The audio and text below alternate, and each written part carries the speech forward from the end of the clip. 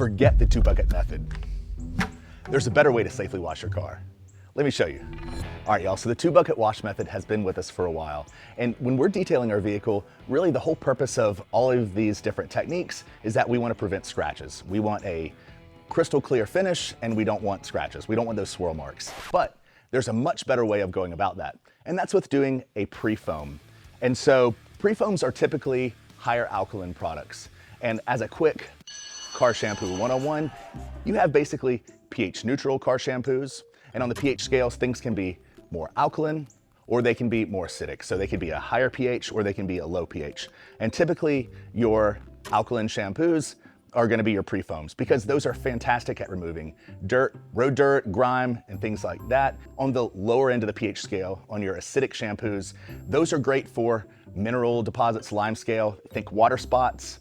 You can also use it to help strip old coatings, just like you can your higher alkaline products. So those are kind of more of your heavy cleaning power, your stripping agents and demineralization and things like that. If your vehicle is particularly dirty, that's the time you want to reach for a higher alkaline shampoo, or like I said, if you were prepping it for coating. So my vehicle is not particularly dirty, so we're not going to use a higher alkaline shampoo or even an acidic car shampoo, certainly. We're going to use some very pH neutrals, and that's going to be Koshimi's Gentle Snow Foam, which comes in at a 7.5, and their Gentle Snow Foam Christmas. And if you've seen any of my other videos, you know how much I love Gentle Snow Foam Christmas. It is truly Christmas in a bottle, and so that's what we're gonna be putting in our foam cannon to take advantage of just the really good aromatics. Not to mention, it's super slick, works really well, and it's going to do a great job at pulling the dirt off the vehicle. So on your higher alkaline pre-foams and things of that nature, you're gonna have a bit of a dwell time. So after you apply your foam, you're gonna let that set, but definitely make sure you check the bottle's instructions and always never let it dry on the vehicle. Definitely don't let it dry on the vehicle. Avoid sunlight when you can. Fortunately, we have a fairly overcast day for Charleston, so taking advantage of that. But y'all, yeah, just definitely be careful of that. Something to be aware of. All right, now that we have the vehicle pre-foamed, it's time to get it rinsed off. This is the step that's gonna remove the majority of the loose dirt and grime from the road. And then when you refoam it and contact wash, we're standing a much less chance of marring the paint. All right, now we've got it rinsed off. It's time to get our foam cannon ready so that we can refoam the vehicle. I'm gonna use Gentle Snow Foam Xmas again because I don't need anything heavy duty.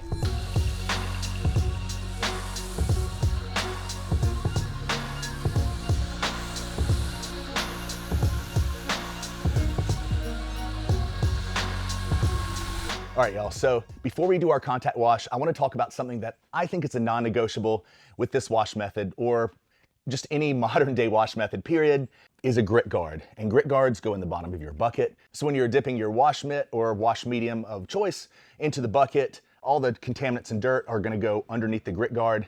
And then when you pull your mitt back out, it's not just gonna pull all that dirt back to the surface and then back onto your wash mitt. So these work great for that. Grit guard makes them in a ton of different colors. And also they have a grit guard washboard that you can get as well that attaches onto it. And this basically sits at an angle so that you can kind of scrub your wash medium across that and make sure that you really have all the dirt and contaminants off. So that's just an extra precaution when using the 1-bucket wash method. So for a contact wash, we'll need one of two things, a wash mitt or a wash pad. I like the Cyclone Ultra wash pad from the Rag Company. Wash mitts are great, but they tend to be a little narrow. I struggle getting my hand in them, so I end up just holding them like a wash pad. So the wash pad it is today. Also, I recommend using a very soft brush. If you have any detail work, like around some badging, definitely get a very soft brush. A lot of these nylon brushes that they sell on Amazon, that's gonna scratch your paint. So 2-bucket method, 3-bucket method, doesn't matter what you're using, you're gonna scratch your paint with those. So these are great by the Detail Factory. This is an ectoplasm. They have a lot of different colors. Definitely worth checking out, and I'll put the link in the description. All right, y'all, so it's time for the contact wash. We've got the vehicle pre-foamed, rinsed, foamed, and now here's our contact wash. And at this point, we've hopefully gotten all the large dirt and contaminants off the vehicle. This should be ensuring that we're not scratching the paint. Contact wash or the drying process are typically the times when people are gonna scratch their paint. So, and if we can eliminate any of the other variables, that's great. I do a panel at a time. Starting at the top and working my way down. If your vehicle was particularly dirty, I suggest stopping about mid-panel and then coming back and doing all of that remainder last. But this is my vehicle, and it usually doesn't go much more than a week or maybe 2 weeks without getting washed, so it's probably gonna be okay. All right, and when I get to badging like this is where I'm gonna use the Detail Factory brush or very soft bristle brush. And this allows you to kind of get in and around all the crevices and get it nice and clean. If need be, I also recommend sometimes going around the windows with the brush. It gets in the crevice. You know, if you're doing a client's vehicle or just your vehicle's very dirty, hasn't been washed in a while, sometimes there will get dirt lodged in there. And I know some of you have seen it. I've had vehicles sometimes where I've sprayed my pressure washer in there and it just comes out for days and days and days. So I don't know how dirt gets so lodged in there, but yeah, so this is definitely a way to, you know, kind of go around the edges. It's going to get that extra little bit of lodged dirt if needed. But if your vehicle's really well maintained, it's probably not going to need that, but definitely a good option to have if you need it. All right, y'all, so 2 things I recommend investing in if you detail larger vehicles are a Werner platform and a mitt on a stick. So this is great at reaching over large vehicles, very, very soft end, and also has a padded handle. So if you were to hit the vehicle, it's not going to damage it. The Werner platform is great, super adjustable, and allows me to get over these really tall trucks and SUVs.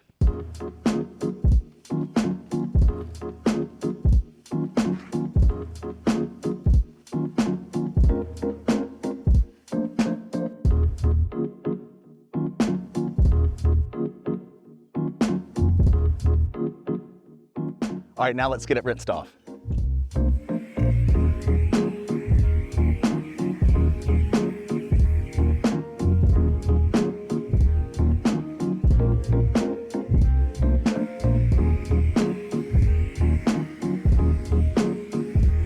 All right, y'all, now that the vehicle's rinsed off, I like to add some protection at this point. And my 2 go-tos are either Koshimi's SO03 or CarPro's Hydro 2 Light. The SO03 can be applied with a foam cannon. While the vehicle's wet, you let it dwell for a little bit and then rinse it off. Add some great protection. We're gonna use CarPro's Hydro 2 Light. This one you also apply to a wet vehicle. You spray it on the vehicle and just rinse it off. It's a silica-based spray sealant and gives you about up to 3 months protection, they claim. I wouldn't say quite that long, but it definitely gives you a ton of hydrophobics and some extra slickness and gloss. Not only can this be applied to glass and body paint, but also wheels. Works really well for that. And as you can see, the Hydro Light is giving us a ton of hydrophobics. All right, y'all, and now that the vehicle is cleaned and protected, it's time to get it dried. And this might possibly be the most important part of the whole process. A lot of people end up scratching and marring the paint during this drying process. So it's important to use some high quality microfiber. And the Rag Company is definitely my favorite go-to. This is actually a brand new towel they just came out with. It's the M22 Liquidator in Loden Green. And so it reminds me a lot of kind of like a mini 1500, which for those of you that know, I love the 1500. It's this giant red drying towel, super thirsty, high GSM. And this looks very similar, kind of like a more manageable size.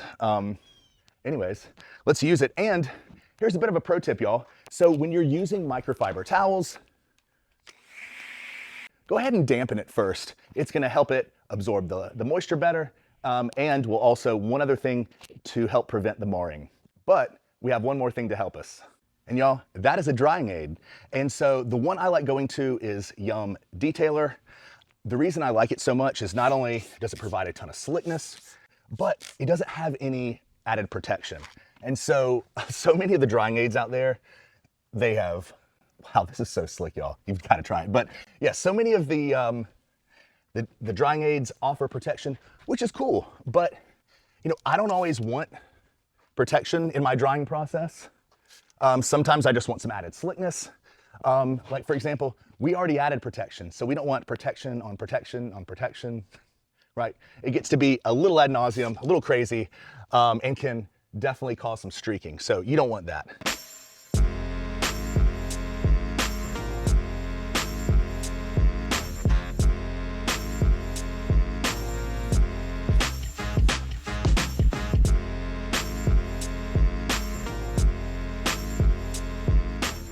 All right, y'all, so that's all there is to it.